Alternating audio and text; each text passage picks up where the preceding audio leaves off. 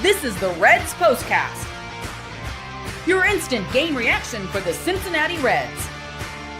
Part of the Locked On Podcast Network, your team every day. Good evening, Reds fans, and welcome to another Sunday installment of the Reds POSTCAST, part of the Locked On Reds Podcast Network, of course, brought to you by the Locked On Podcast Network in general. My name is Tim Daniel. I have been covering the Cincinnati Reds in podcast form for over 5 years at different publications, and today I am with you live for free on YouTube, or if you're listening later on your podcast app of choice with no paywall, no other ways to wait around it, where you can get me and Jeff Carr and Stephen Offbaker on Locked On Reds for free to discuss a sweep for the Cincinnati Reds today over the Colorado Rockies, 7-1 today in a epic game by Nick Lodolo, a very exciting one by the Redlegs today. So this is a really nice one. It's a game that you feel really good about it. You had a great road trip, big picture. I know you lose the series in the Marlins, but a 6-3 road trip, you'll take that. Did I have that right? Whatever. Yeah.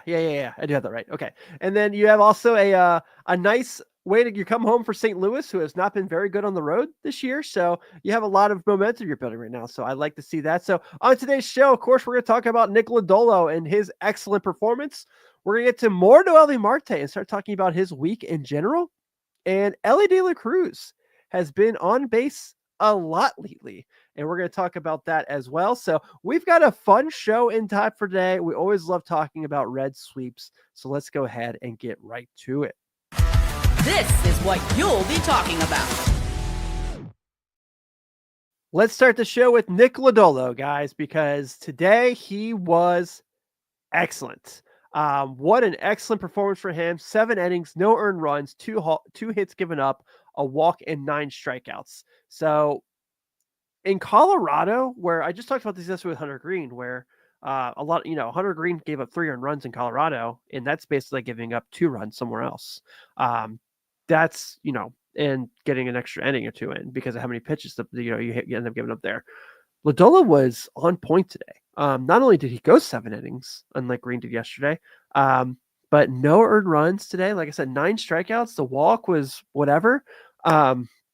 This is a really excellent game because let's kind of talk about this real quick, the big picture of it. So I think the big thing for the year has been that the numbers have looked really good. Lodolo's gotten a lot of guys out, but he hasn't necessarily been dominant yet. There's been some things where whether you follow guys like Matt Wilkes, who's a good buddy of mine, Reds Content Plus over there, he kind of broke into some numbers just talking about how there are some things that are concerning to trends for his that weren't very great.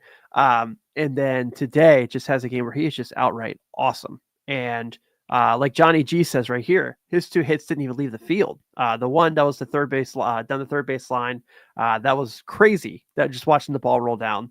But that ended up, being a benefit for the Reds as well. And then just mowing people down. And I get it. I know someone probably wants to come in here and say it's the Rockies. If that were on the road, I'd give it to you.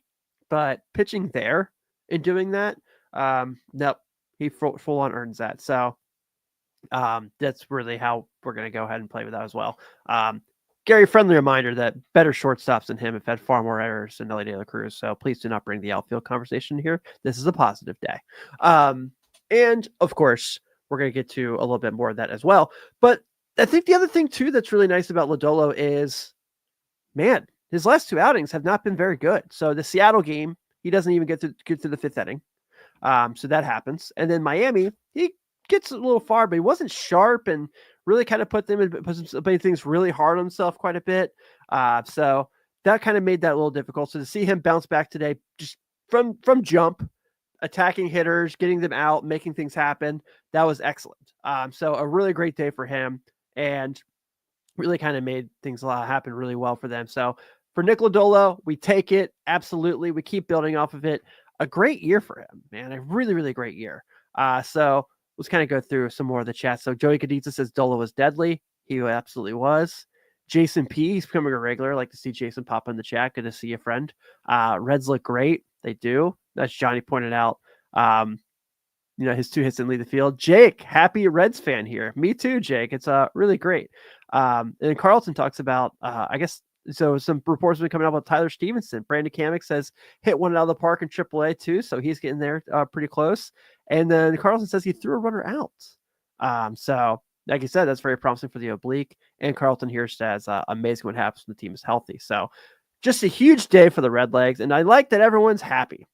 I like that everyone's feeling good because I think we earned it. What a huge road trip where they go and they beat Baltimore 2 out of 3. They have a stumble against Miami, and then they come out and they sweep this series where, again, I don't care. I will celebrate a sweep against the Rockies the same way I will celebrate a sweep against the Yankees, the same way I'll celebrate a sweep against the Pirates, same way I'll celebrate a sweep against the Dodgers.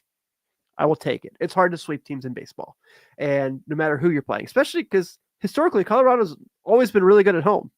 This year, not so much, but you know what? You take it because I've seen many times the Reds have struggled at Coors Field. I've also seen them score like 28 runs there before. I think it was something crazy like that in 99. But yeah, it was pretty wild. So then on the side of the bullpen, Lyon Richardson makes the season debut, gives up a walk early, and then I felt like got settled in. I thought he looked pretty good from there. Let me pull up the box score real quick just to make sure I have that fully correct because I know that was the lone run the Reds gave up. But got a strike, got through it out pretty well and managed to kind of get settled in. First time pitching the big leagues in the season. So you take that. And then Brent Suter pitching against his old team has a clean inning. So absolutely awesome there as well. So a great overall, Lodolo leads an excellent pitching performance, 1 earned run total as a team.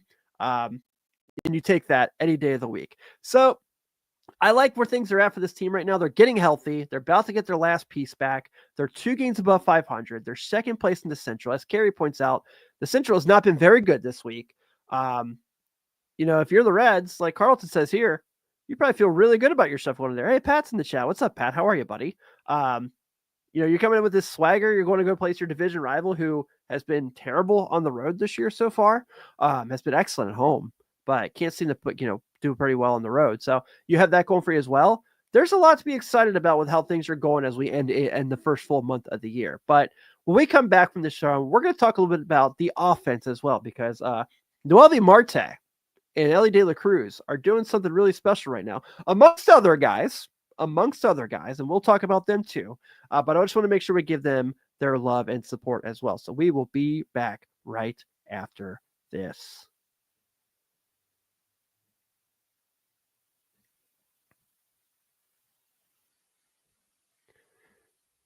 There is nothing better than catching an MLB game live. The crack of the bat, the roar of the crowd, and the smell of ballpark food. And if you're ever looking to go last minute, Gametime makes getting tickets easier than ever. With last-minute deals, all-in pricing, and lowest price guarantee, Gametime takes the stress out of buying MLB tickets, plus ticket prices drop as Gametime gets closer, meaning you can score an incredible deal.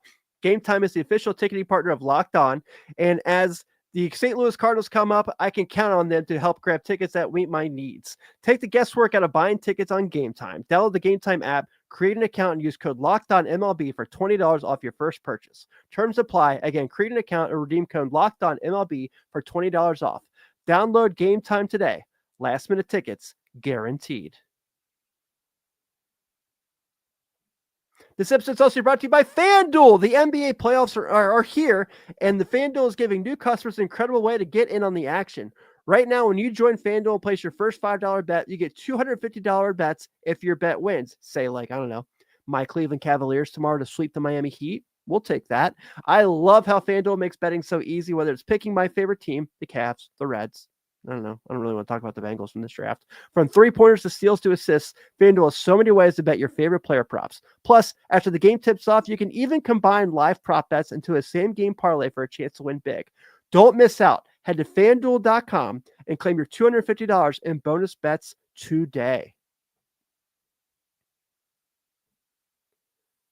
Thank you guys for checking out me here on the Reds Postcast live after every single Reds game. Behind no paywalls, nothing you have to pay for by any means. You should go ahead and check it out and enjoy it. You can also get my good friends Jeff Carr and Stephen Offenbaker on Monday through Friday on the Locked On Reds show here on this same feed. So they're here to kind of break it all down as the season goes on, and I'm here to tell you about the game that day. So it's going to be it's a great combination, and it's all for free. It's all for free.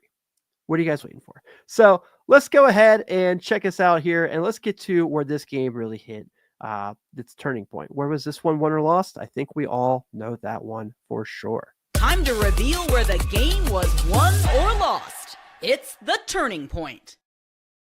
Well, folks, it was simply put, the Cincinnati Reds scoring 3 runs in the first inning. And obviously there was the change where Feltner was supposed to be the starter for Colorado, and they had to throw Bradley Blaylock in there out of the blue. And poor guy, kind of going there facing this lineup, the way things are going for the Rockies, the way things are going for the Reds offense. So, and got hit early, then recovered, did pretty well for himself. And in the 5th inning, the Reds kind of put it away when they scored 7 more runs. So really fun day for the Redlegs there at Coors Field as they head out and get on the way home. So I've talked about this guy a lot this week, and that's Noelvi Marte. And today, more Noelvi Marte excellence. Hey, Chris, I really am glad to hear that. Thank you so much for subscribing, man. It's really great to see that.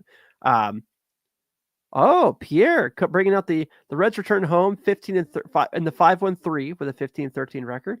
You love to see it. Noelvi Marte today, 3 of 5 with 3 runs batted in. So, man, this is what his numbers look like for the year. 364 with a 1.063 OPS. Here is the last 7 games. 469, 500 on base, 875 slug, 15 hits, 6 runs, 3 home runs, 15 RBI. Noelvi Marte is on a tear. I talked about it yesterday where I think we're at the point with Jeimer Candelario. I don't know how you can give him at bats with the way the corners are playing right now. Spencer Steer again today, really good, 2 for 4 with a walk and 2 runs scored. And then Marte doing what he's doing, and Candelario just not contributing. This is just kind of at the point now where the way they used him today, where they thought they were getting Feltner, who he's had a great success against in the past, I thought was kind of, made a lot of sense.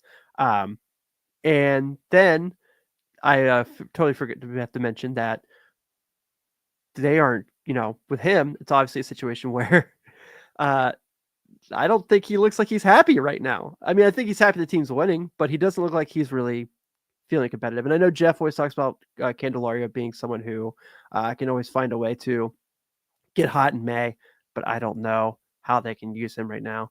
And then, so yeah, Marte has really kind of played himself to being the everyday guy. I think that's set in stone. And then you look down there from the rest of the lineup, kind of moving on there. So we're going to talk about Elly and what he's doing here in a minute. I talked about yesterday. I'll talk about it again. I have no worries about Matt McLain. I think he's going to be just fine. He's way too good. But Austin Hayes, since he's been in the lineup, I think I saw that they said on the broadcast today, since he's been in the lineup, they have not had a single game where they scored less than 3 runs. That's pretty nuts. And I think he obviously plays a part in that. Today, 2 for 5, 2 runs scored, 2 RBI, had that nice double in the 9th to make it 8, make it an 8-1 game, and just has been fantastic for this team. Played decent outfield too. I mean, I wouldn't write that off by any means. Gavin Lux again today, 2 for 4 with a run and an RBI. Just been excellent. Gavin Lux is another guy too, where it seems like he just always finds a way to come through when the Reds need him. What a great trade that's been. So Gavin Lux, his last 15, 431 batting average, 525 on base, 569 slugging. So Gavin Lux is obviously fit in awfully well with the Redlegs. Austin Hayes has not even got to that point, but we're looking at a guy right now who through 15 games with the Reds, 388, 444, 755. 755 slugging is pure insanity. So kudos to those guys. What is just a fun offense, man. When they have days like today, and I get it, they're playing the Rockies. They're in Colorado. I know everyone wants to say that. But really, I mean, this offense has been hot for a while now. I know they've lost some games recently. They probably shouldn't have lost, but they lost that game in Baltimore. They still scored 5 runs. This has been really, really interesting. Pierre asks, what if Lux and McLain switch spots in the lineup? I don't really care where people hit in the lineup as long as they're winning. So if that happens and McLain gets hot again, awesome. I think it's just due. I mean, like I said, his Savant page just has breakout written all over it. So I will be sure to kind of keep an eye on that as well. But yeah, I'm open to that. Joshua Tucker says Marte was 1,000% trying too hard when he came back from suspension last year. Yeah, I think that's fair. And we're starting to see a lot more of that. That he's kind of been settled in. He feels more comfortable and he's like, nothing's going. Matthew Nelson, Candy, a $15 million bench bat. Might have to be at this point because how else can you use them? So just a whole lot to get there. But I don't see how you can play him with how everything else is going. So even DHing. I mean, when Tyler Stevenson comes back, the way the catchers are hitting, you're probably going to be able to use one of those guys in that circumstance too. So, going to be an interesting couple days as they get everyone back. So we shall see how all this plays out. Thankfully, that's not our decision to make, right? Thankfully, that is a Nick Krall and company decision. So hopefully that all goes well and everything works out the way it's supposed to. But I'm going to talk about Elly De La Cruz as well, because for a guy who gets a lot of crap from this fan base for some odd reason, when I don't know, whatever. I just want to kind of talk about what he's been doing of late. But first, let's get to our Locked On Player of the Game. This is the Locked On Player of the Game. It's Nick Lodolo. I feel like it's like there's never like a guy that I can hear. It seems like of late. That's the other beauty thing about the Reds is when they're winning games. It's like really funny to me that one guy still stands out while everyone else still plays really well. So when I do the player of the game, I'm like, I haven't had one guy where someone's been like, no, you're wrong yet. I haven't had that situation. But I'll take it. So Nick Lodolo today, like I mentioned, 7 shutout innings with 9 strikeouts. Excellent day. Elly De La Cruz today had 2 hits, has scored a run, had an RBI. I know he didn't get caught stealing a third, and I do understand that he had an error that people were mad about, but I don't really care. He's got whatever. So here's what's going on with Elly of late. He's now been on base. He's got an 11-game hit streak, first off, which is the longest in his major league tenure of his career. He has had a 17-game on base streak, which has been great. His last 15 games, 288, 377 on base, 441 slugging. He's got 3 home runs, 12 runs batted in, 12 runs scored, and 17 hits. He's been terrific. He's been really, really good at the plate. And that's, being a switch hitter. Often we have these conversations about, and today he batted all left because from the left side throughout the day because they didn't have anyone. And that's kind of how that went. But Chase, I plead the fifth on that. But also we kind of have to look at the fact that I think he's the easiest guy to like criticize. I feel like he's the easiest guy to pick on. And Reds fans do it a lot for some reason when he really is terrific. He really is this incredible talent. And we talk really down on him when he's struggling. And when he's like doing really well like he is right now, we just kind of go a little ho-hum. Tom, I'm just going to do this. I can't really dive into that because I don't want to get anyone mad at me again. But I know that everyone's talking about the errors and things like that. Once again, you take Elly De La Cruz away from shortstop, you're not getting that range from anyone else. And so I don't care. Didn't cost them the game, did it? I mean, they were up a lot. And realistically, I mean, other than that, he hasn't really had a whole lot to be mad about in the field either. So today was his first time he had a strikeout since the Miami series. He didn't strike out at all during his Colorado series. And I know he's getting a lot of singles, but when Elly De La Cruz is on base, whether it's at first base, wherever, he's in scoring position. So if he's just hitting singles for a little bit, I will just go ahead and enjoy that while we can. But hey, I thought today was a lot of fun. I'm really excited for a beautiful victory for our beloved Cincinnati Redlegs as they wrap up a series in Colorado with an 8-1 victory. The Cincinnati Reds 8 runs on 14 hits and 1 error. The Colorado Rockies 1 run on 3 hits, no errors. Your winning pitcher today, Nick Lodolo, has his 3rd one of the year. His ERA is now at 2.25. Your losing pitcher is Bradley Blaylock. He's now 0-1 with a 10.29 ERA. Tomorrow, the Reds start a set at home against the St. Louis Cardinals. Nick Martinez sticks the hill for the Reds. He is now 0-3 with a 5.40 ERA. He'll be going against Andre Palante, who is 2-1 with a 4.05 ERA. First pitch is at 6:40.